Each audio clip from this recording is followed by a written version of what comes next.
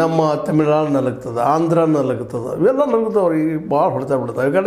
ಈ ಕಡೆಯಿಂದ ಬಂದರೂ ಕೇರಳನ ಹೊಡ್ತಾ ಬೀಳ್ತಾವೆ. ಇವಾಗೆಲ್ಲ ನಮ್ಮಲ್ಲಿ ಪೂರ್ವ ಸ್ಥಿತಿಗಳು ಇಲ್ಲ ಅಂತ ಅನ್ನಿಸ್ತದೆ. ಯಾಕಂದ್ರೆ ಇಂಥ ಚಂಡಮಾರುತ ಜಿತ್ವ ಇರ್ಬೋದು, ಮತ್ತೊಂದಿರಲಿ ಮುಗಿದೊಂದಿರಲಿ, ಇವು ಬಂದಾಗ ನಮ್ಮನ್ನು ನಾವು ರಕ್ಷಣೆ ಹೆಂಗೆ ಮಾಡ್ಕೊಳ್ಳಿಕ್ಕೆ ಸಾಧ್ಯ ಅದ ಅನ್ನೋ ಸಹಿತ ಇವತ್ತು ಹೇಳೋದು ಕಷ್ಟ ಅದ.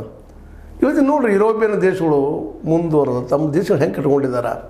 ಥೇಮ್ಸ್ ನದಿ ಇಂಗ್ಲೆಂಡಿದ್ದು ಅದ್ಭುತವಾಗಿ ಕಟ್ಕೊಂಡಿದ್ದಾರೆ. ಅದು ದೊಡ್ಡ ನದಿ, ಅದು ಅಲ್ಲಿ ಪ್ರವಾಹ ಬರ್ತದೆ, ಎಲ್ಲನೂ ಬರ್ತದೆ. ಪ್ರವಾಹ ಹೆಂಗೆ ಕಂಟ್ರೋಲ್ ಮಾಡಬೇಕು, ಏನು ಮಾಡಬೇಕು, ಆ ನದಿಯ ಒಂದು ಯೋಚನೆಗಳನ್ನು ನಾವು ಇವತ್ತು ಅಭ್ಯಾಸ ಮಾಡಬೇಕಾಗಿದೆ. ಅಲ್ಲೂ ಬರ್ತದೆ ಬಿರುಗಾಳಿ, ಯುರೋಪ್ ಖಂಡದಲ್ಲೂ ಅದ, ಅಮೇರಿಕಾದಲ್ಲೂ ಅದ, ಇಲ್ಲ ಅಂತಲ್ಲ. ಆದರೆ ಅವರು ಅದನ್ನು ತಪ್ಪಿಸ್ಕೊಳ್ಳೋದು ಹೆಂಗೆ ಅನ್ನೋದನ್ನು ನಮ್ಮ ಮ್ಯಾಕ್ಸಿಮಮ್ ಪ್ರಯತ್ನ ಮಾಡಿ ಆ ದಿಶೆಯಲ್ಲಿ ಒಂದಿಷ್ಟು ಯಶಸ್ವಿ ಆಗಿದ್ದಾರೆ. ಆದರೆ ನಮ್ಮ ಈ ಬಡ ದೇಶ ಹೇಳಿ ಪಾಪ ಆಗ್ತಾಯಿಲ್ಲ. ಭಾಳ ತೊಂದರೆ ರೀ. ಬಾಂಗ್ಲಾ ಅಂತ ಮೇಲಿನ ವರ್ಷಕ್ಕೆ ಮಿದ್ದೆ ಇರ್ತದೆ. ಯಾಕಂದರೆ ಎರಡೂ ಬಂಗಾಳ ಕೊಲ್ಲಿ ಏನು ಬಿರುಗಾಳಿ ಹೇಳ್ತದೆ, ಪೂರ್ವದಿಂದ ಬರಲಿ, ಪಶ್ಚಿಮದ ಬರಲಿ, ದಕ್ಷಿಣದ ಬರಲಿ, ಹೊಡೆತ ಕೊಡ್ತಾವೆ. ಜನ ತಮ್ಮ ಜೀವ ಬಿಟ್ಟೇ ಬಿಡ್ತಾರೆ. ಲೆಕ್ಕಿಲ್ಲ, ಜನರ ಜೀವಕ್ಕೇನು ಬೆಲೆ ಇಲ್ಲ ಅನ್ನೋಂಗೆ ಹೋಗ್ಬಿಟ್ಟದು. ನಮ್ಮ ಸರ್ಕಾರಗಳು ಕೇವಲ ಈ ಎಲ್ಲ ಯಾವುದೇ ಸರ್ಕಾರ ಇರಲಿ, ಎಲ್ಲ ನಮ್ಮ ಹೆಚ್ಚು ಕಡಿಮೆ ಬಡ ದೇಶಗಳೇ.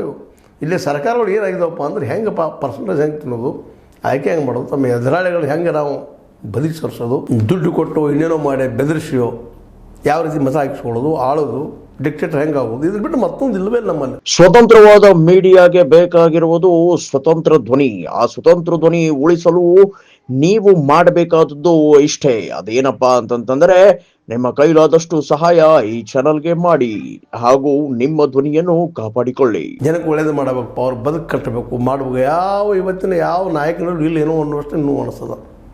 ಮನಮೋಹನ್ ಸಿಂಗ್ನಂತ ಒಳ್ಳೆಯ ವ್ಯಕ್ತಿ ಬಂದರು ನಮ್ಮಲ್ಲೇ, ಬಂದು ಪಾಪ ಅದನ್ನು ಮಾಡಲಿಕ್ಕೆ ಹೋದರು. Open market